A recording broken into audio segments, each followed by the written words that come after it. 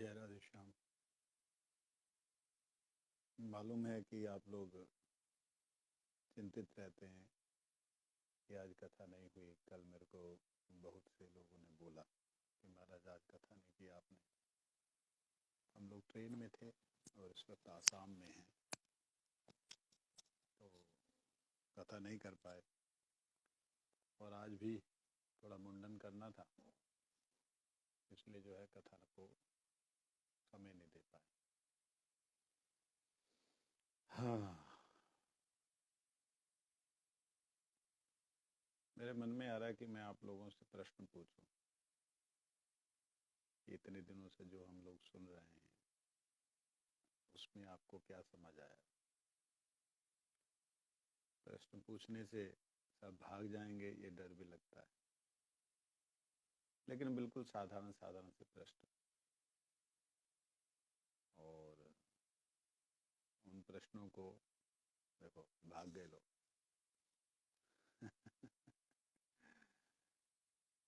साधारण साधारण से प्रश्न कि जीव स्वरूप से क्या है। हम लोग सुनते आए हैं जीव का स्वरूप कृष्ण नित्य दास है।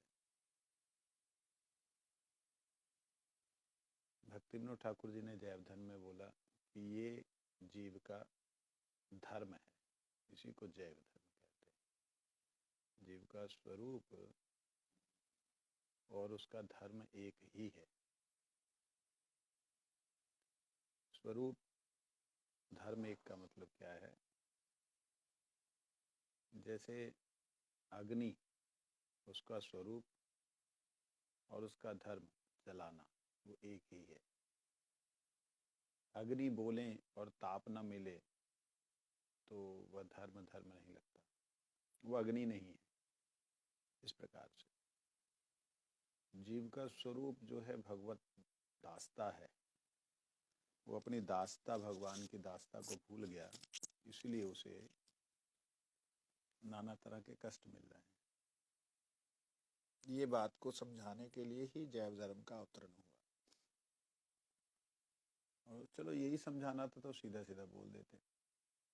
इतना लंबा चौड़ा, इतना विस्तार से, ऐसे लगता है कि मानो सारी फिलॉसफिकल जितने भी सिद्धांत जितने भी हैं वो सारे के सारे वेदों के हों, निषदों के हों, पुराणों के हों, सबको उतार करके रखते। ये कारण क्या है? इतना ज़्यादा बोलने की क्या जरूरत थी? क्योंकि भक्ति विनोद ठाकुर जी जानते हैं कि कलयुग के लोग बड़ी जल्दी एक्सेप्ट नहीं करते। कलयुग के लोग हैं तार्किक, इनको तर्क के द्वारा ही बताया जा सकता है। तो इसलिए उन्होंने बहुत सारे तर्क दिए, बहुत सारे तर्क। और वो विजय कुमार ब्रजनाथ जो है, वो सब लोग, सन्यासी जी महाराज, रघुनाथ दास बाबा जी महाराज, जो वैष्णव दास बने सन्यासी महाराज, ये सारे के सारे जो भी इसमें पात्र हैं, भक्ति विनोद ठाकुर ने उन सब पात्रों को यहाँ पे ऐसे प्रस्तुत किया है कहानी की तरह, लेकिन वो कहानी नहीं है, वो बहुत गहरी बातें बोली। हम कल भी श्रवण कर रहे थे कि नाम चिंतामणि कृष्ण चैतन्य रस विग्रह। नाम जो है चिंतामणि है, जैसा हम चिंतन करेंगे वैसा वो मणि हमको प्रदान करेगी। तो मणि का मतलब तो एक ठोस वस्तु होता है, कोई ठोस तत्व। जैसे मणि रत्न को बोलते हैं, जैसे रत्न होते हैं, हीरा होता है, नीलम होता है, पुखराज होता है, ऐसे ही एक मणि पारस मणि है, ऐसे चिंतामणि है। तो चिंतामणि बोलने से ही पता लगता है जहाँ चिंतन होगा वह प्रदान करे। तो हम लोग भगवान का जब नाम कर रहे होते हैं, उस वक्त हमारा चिंतन क्या होता है, ये सबसे बड़ी बात है कि हमारा उस वक्त चिंतन क्या है।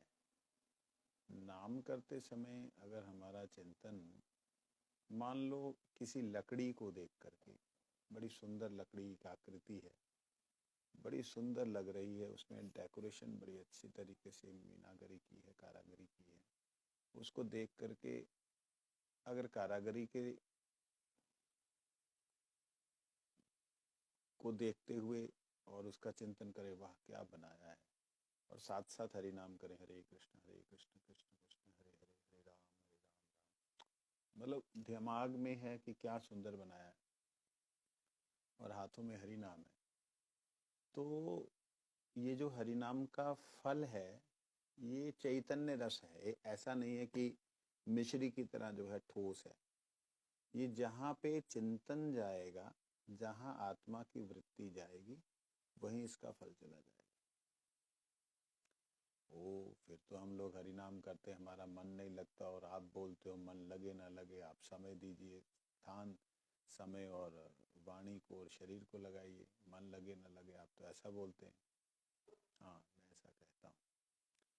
उसका कारण ये है कि जब हम समय, संख्या और वाणी को लगा देंगे, समय शरीर संख्या वाणी को लगा देंगे, तो हमारा जो है मन धीरे धीरे धीरे धीरे इस तरफ खींचने लगेगा। क्यों?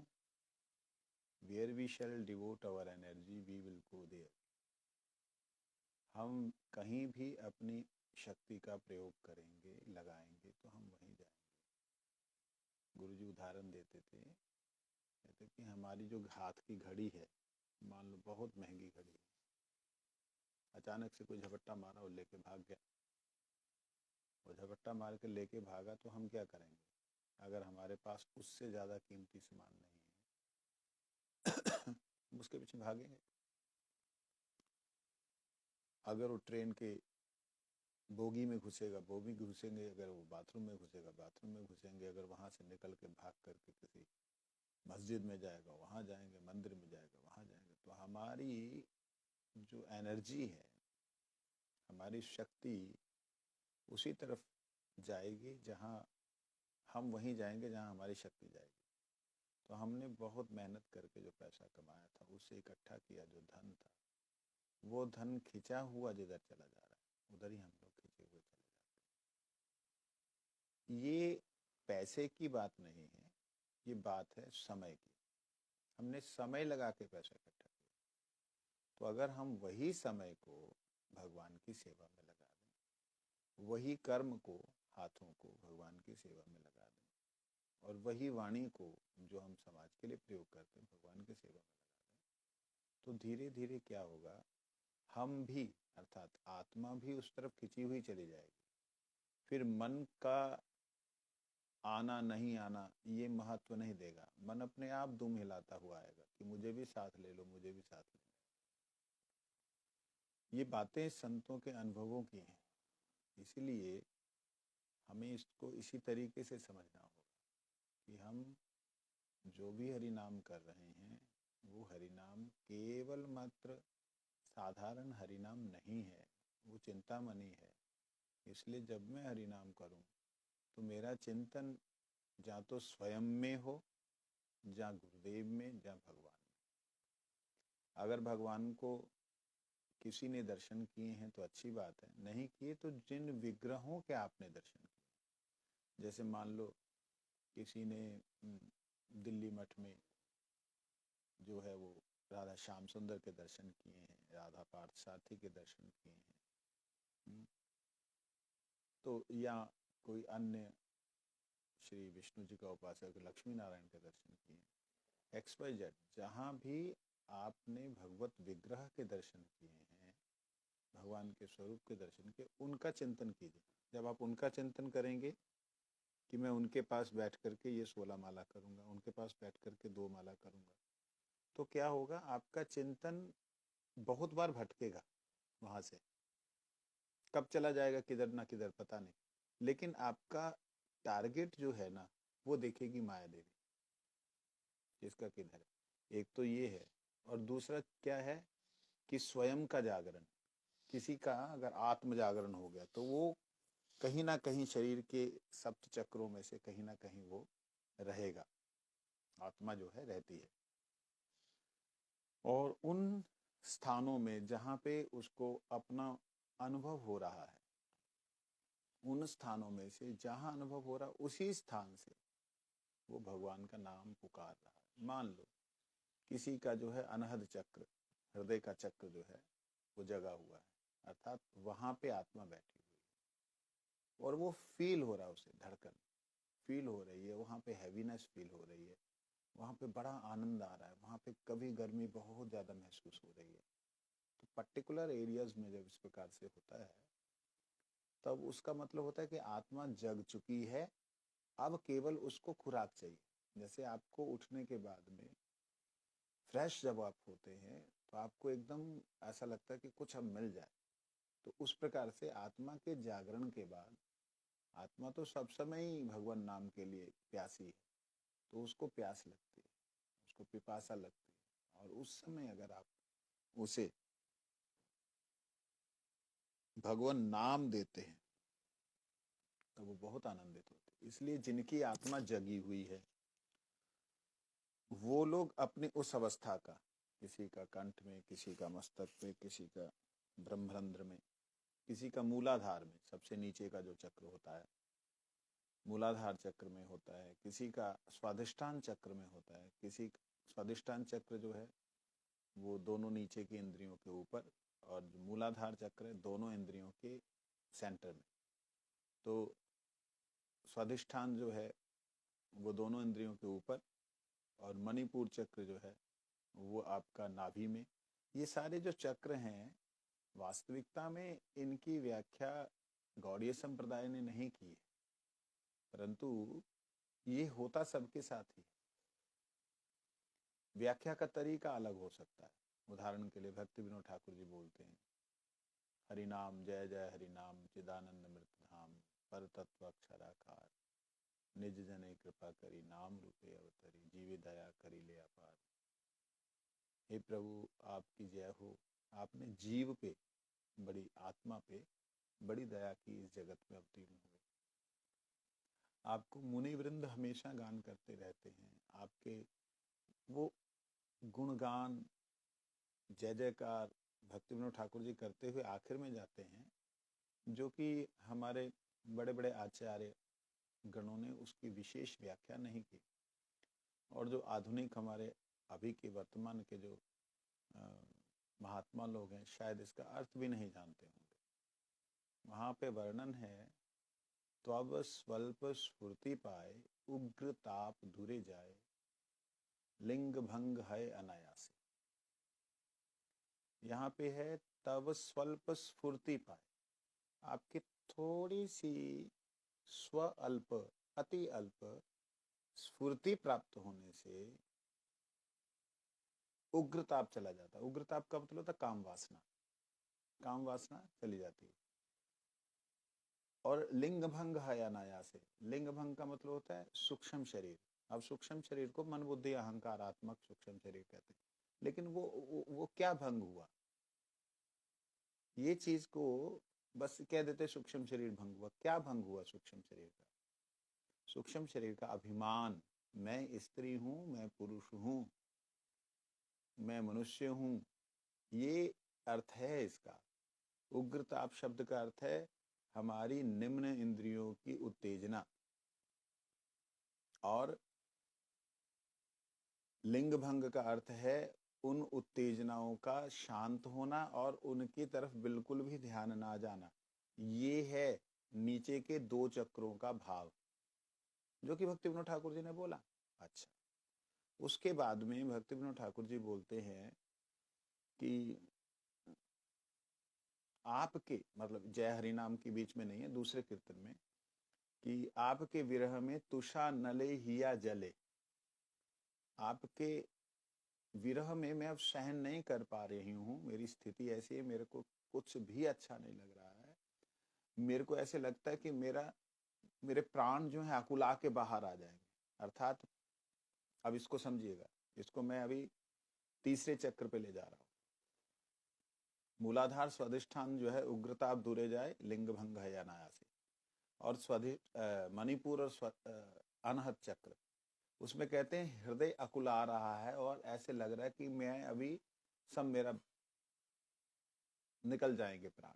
अब वो क्या है, वो मणिपुर चक्र जब जागृत होता है और जब अनहद चक्र जागृत होता है, तो उस वक्त ऐसी स्थिति बन जाती है कि जो कुछ भी पान करे ना, वो बाहर को निकलता है, उल्टी की तरह होने को होता है, कुछ भी खाने की इच्छा नहीं होती। मतलब खाने का मतलब उनको ऐसे लगता है क्यों मैं खा रहा हूं। तो उस वक्त की स्थिति एक अलग होती है। भगवत कृपा होने से कभी स्पेशल उसी विषय पे चर्चा करूंगा। तो उसके बाद है,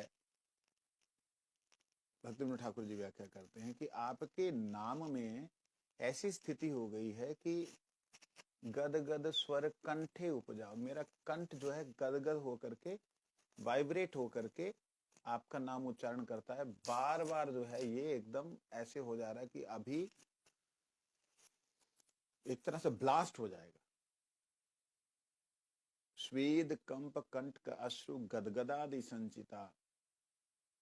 स्वेद पूरे शरीर में फिर पसीने छूटने लगते हैं जब ऐसे कंठ अवरुद्ध होता है, जहाँ हृदय अवरुद्ध होता है। हृदय में जब नाम जाकर के अपना प्रभाव विस्तार करता है, जब नाभि पे अर्थात मणिपुर चक्र पे नाम प्रभाव अपना विस्तार करता है, तो ऐसे लगता है कि सब जल रहा है, जल रहा है, अग्नि बहुत बढ़ रही है एक ही पर्टिकुलर एरिया में। कई ऐसे साधक हैं जो मेरे से जुड़े हुए हैं, उनमें से एक हमारे गुरु भाई थे, उनका नाम मनोज प्रभु था। वैसे उनका दीक्षा का नाम मधुसूदन ही था। वो अभी नहीं रहे इसलिए मैं उनके बारे में बोल रहा हूँ, नहीं तो कई ऐसे हैं जिनका संपर्क है, जो जानते हैं। तो वो उस वक्त मैं शायद किसी प्रचार में था, तो उनका मणिपुर चक्र जागरण हुआ। उनको ऐसे लगे कि उनके पेट में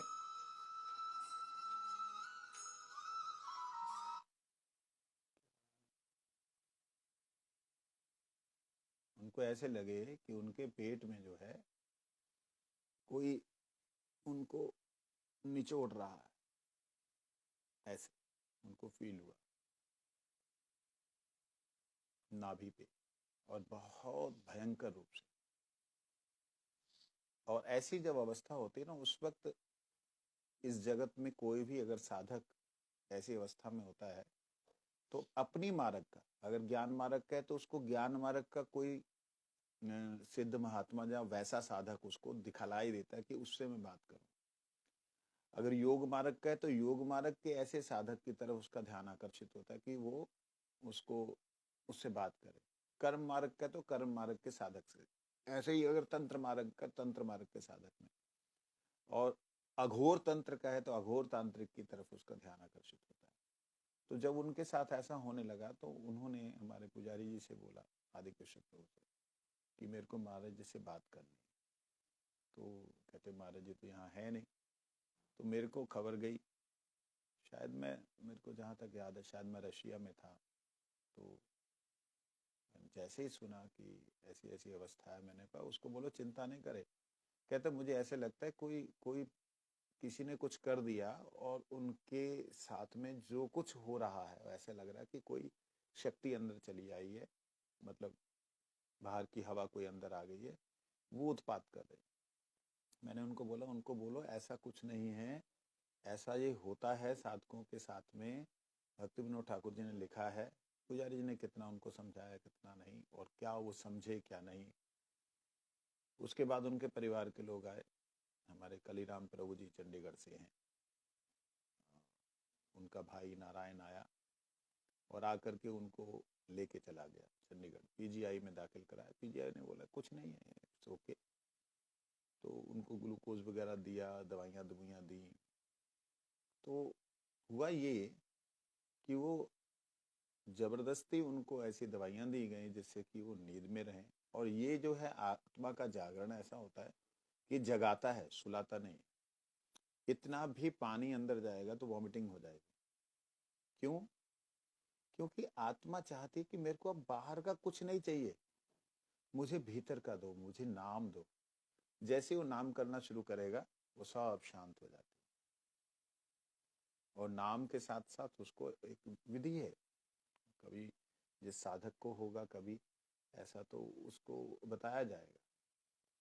फिलहाल उनके साथ जबरदस्ती कुछ वहाँ इलाज करने की कोशिश की गई तो वो इस शरीर को छोड़ करके ठाकुर जी के धाम में चले गए। धाम में आने के बाद ही गए।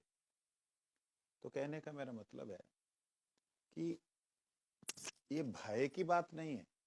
आप भगवान का नाम करते करते भगवान के विरह में, भगवान के विछोह से तड़पते हुए चले जाएं, इससे श्रेष्ठ और क्या हो सकता है। इस संसार में रहने के लिए हमारी जो हमारी पद्धति, जो गौड़ीय वैष्णवों की जो शिक्षा है, वो जीवित रहने के लिए नहीं है। जीवित रहना तो हर पशु पक्षी को आता है, हर कोई आता है। हमारे यहाँ की शिक्षा है कि किस प्रकार से हमने मृत्यु को वर्ण करना है। किसी महापुरुष ने हमारे बोला, कहते हम मरना सिखाते हैं। तो ये बात, तो इस प्रकार से वो जब चक्र जागृत होता है तो उस वक्त उन्होंने जो बातें उनको बताई थी अपने घर वालों को, मेरे से उनकी बात हुई तो कहते महाराज ऐसे ऐसे उसने बोला, ये सब क्या था। क्या बताया कि उसके पेट में ऐसे लग रहा था कि मानो आग का गोला हो और वो बाहर को आने को चाहे और दिल में आकर के खूब जलन हो रही थी उसके हार्ट में। ऐसे लग रहा था कि, और मैंने उनसे पूछा, मैंने कहा कि आपने हाथ रखा तो कैसा फील हुआ। कहते हार्ट के पास हाथ रखा, पेट के पास में ऊपर की तरफ, तो ऐसे लग रहा था जैसे मानो तवा होता है, जो जो अंगीठी पे रखा हुआ तवा, ऐसे गर्म हो गया और पूरी बॉडी ठंडी है, बाकी नॉर्मल है। तो ये सारी चीजें भक्ति विनोद ठाकुर जी महाराज ने अपने शब्दों में अलग तरीके से लिखी है। तो उसमें कैसे लिखा है, तुषा नले, क्या है कीर्तन, तुषा नले हिया जले। जैसे धान का जो, धान की जो भूसी होती, चावल निकल जाता है जो बचता फक, वो जो धान की भूसी है, वो जो उसका छिलका है, वो छिलके में अगर आग लगा दी जाए तो नीचे नीचे आग रहती, ऊपर दिखाई नहीं देता।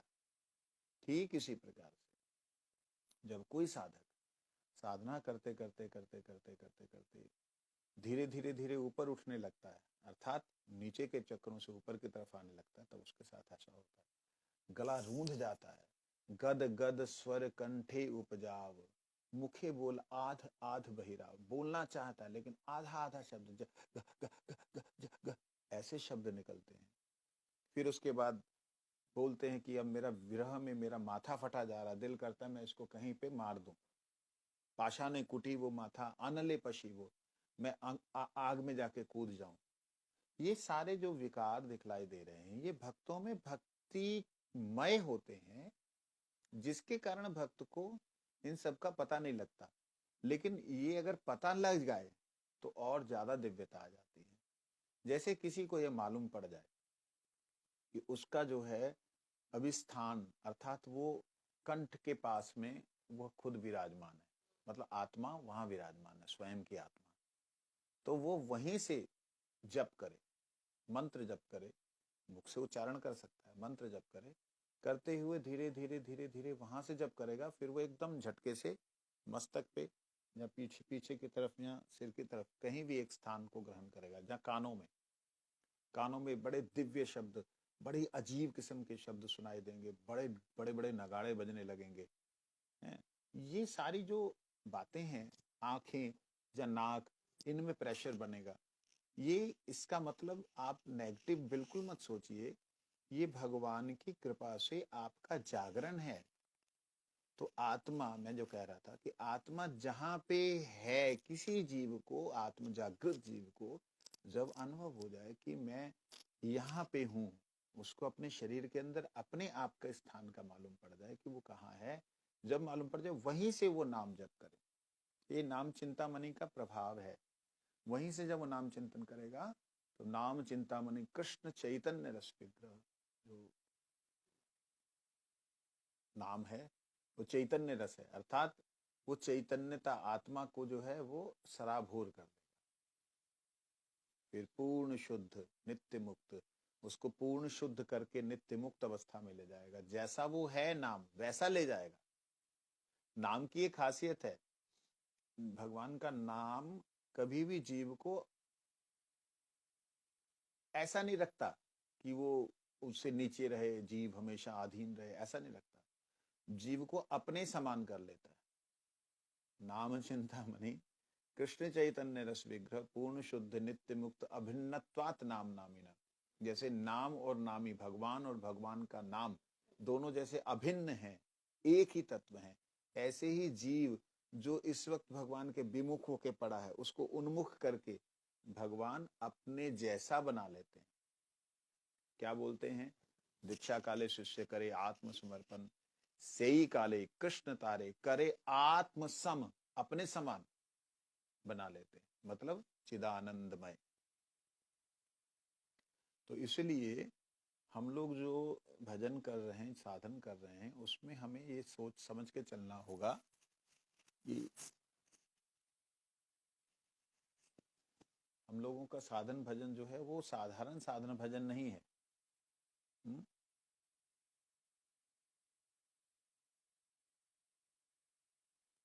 तो नाम चिंतामणि का ध्यान करते हुए, आज पता नहीं क्यों ये सब बातें बोल रहा हूँ, मालूम नहीं, शायद किसी जीव का वो हो, भाव हो इसमें। तो कल परसों से ये चर्चा चल रही थी, कल तो चर्चा आगे बढ़ भी चुकी थी। आज मेरे पास सामने ग्रंथ नहीं था क्योंकि आसाम में आया हूँ, तो बहुत समय लगता है आसाम पहुँचने में। ट्रेन से आए थे और अभी यहाँ के भक्तों के बीच में अगर बोलूँगा तो मेरे को मजबूरी में बंगला बोलनी पड़ेगी, इसलिए सुबह की जो सीटिंग है वो मैं अपने ही कमरे में एकांत में ले रहा हूँ। आप में से बहुत से भक्त ऐसे हैं जो भजन कर रहे हैं, साधन कर रहे हैं और उनको बहुत कुछ अच्छा भी लगता है, परंतु जब उन्हें कुछ समझ में नहीं आता तो वो बेचारे कंफ्यूज हो जाते हैं। आप में से कोई व्यक्ति ऐसा हो जो कि चाहता हो कि पूछना है कुछ, तो वो कृपया पूछ सकता है।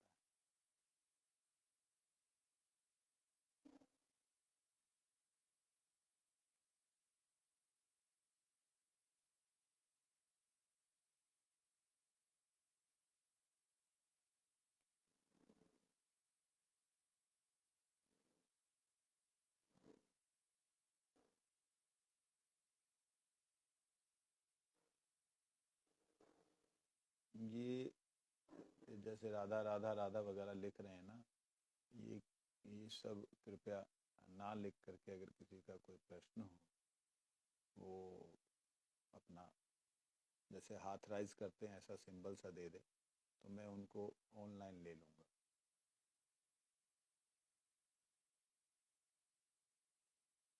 रामकृष्ण, तुमको ले रहा हूँ।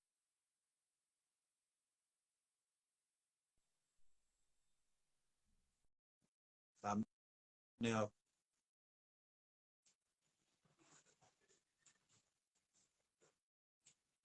अटेंड करो।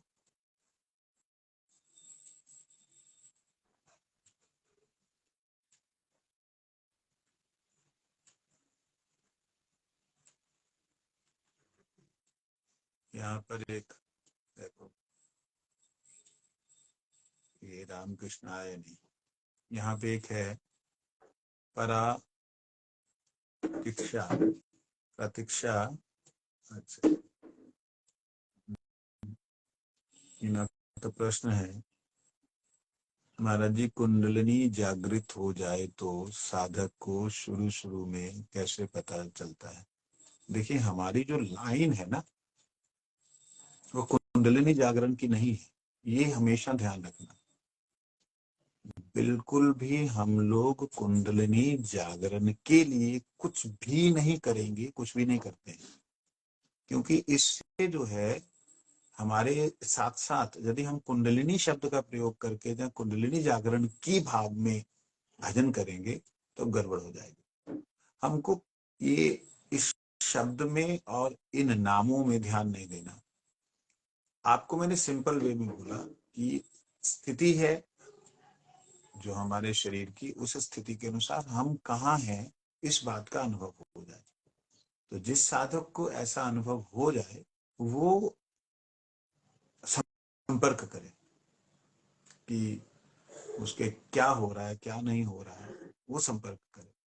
ये हमारा ट्रैक ये नहीं। जैसे अगर हम कुंडलिनी वाली बात पे जाएंगे, हमारी कई गुरु बहन, मैं नाम नहीं बोलना चाहता, एक बहुत पढ़े लिखे हैं, बहुत ही ज्यादा भक्ति में आ गए हैं, उनके साथ जब हुआ तो वो नेट के ऊपर छापने लगी कुंडलिनी फलाना ठिकाना, और उनको तरह तरह के लोग मिलने शुरू हो गए और उनसे वार्तालाप करते करते वो मतलब क्या बोलते हैं, भक्ति मार्ग से जो है थोड़ा थोड़ा डगमगाने लगी। डगमगाना मतलब भक्ति में जो कुछ है वो सारा योग दिखने लगे। भक्ति ज्ञान योग कर्म से बहुत ऊपर है।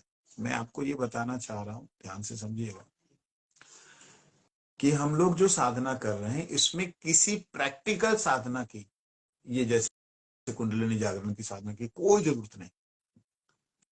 हमारे अंदर ये स्वाभाविक होता है, इसलिए हमारे गुरु वर्गों ने इसका उल्लेख नहीं किया है कि जीव इसी में फंस जाएंगे, उल्लेख नहीं किया। लेकिन ये स्वाभाविक रूप से हो जाता है, गुरु कृपा से हो जाता है, हरिनाम करते करते हो जाता है, परंतु हमें मालूम नहीं पड़ता।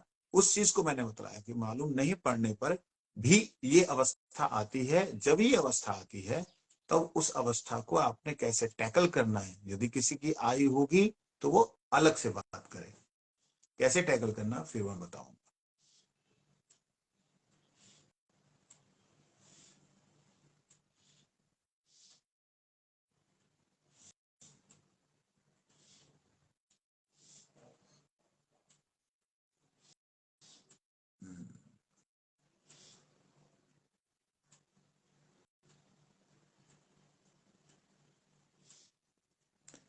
ये किरण भट्ट जी, कुछ प्रश्न है? कविता अरोड़ा, रामकृष्ण, ठीक है, रखते हैं फिर।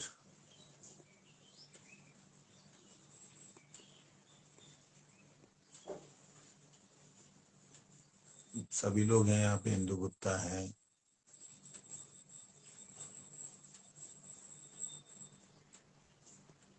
प्रतिमा माता जी हैं, सुमन काटिया हैं। प्रतिमा माता जी आपको इनवाइट करूं?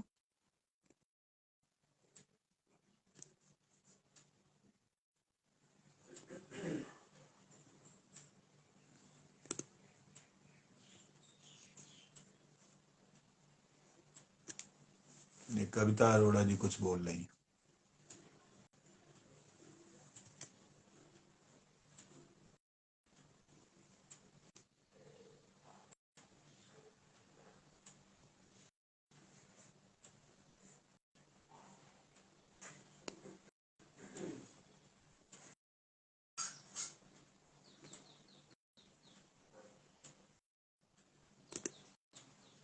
एक्सेप्ट कीजिए माता जी, प्रतिमा माता जी।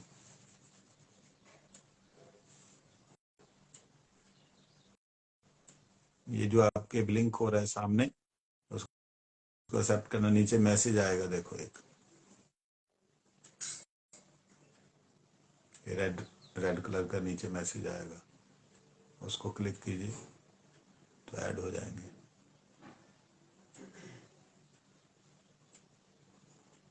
आ नहीं रहा लोगों को शायद समझ। चलिए कोई बात नहीं, कल समय से हो जाएगा। आज थोड़ा मुंडन वगैरह करना था, इस चक्कर में रह गए। हाँ,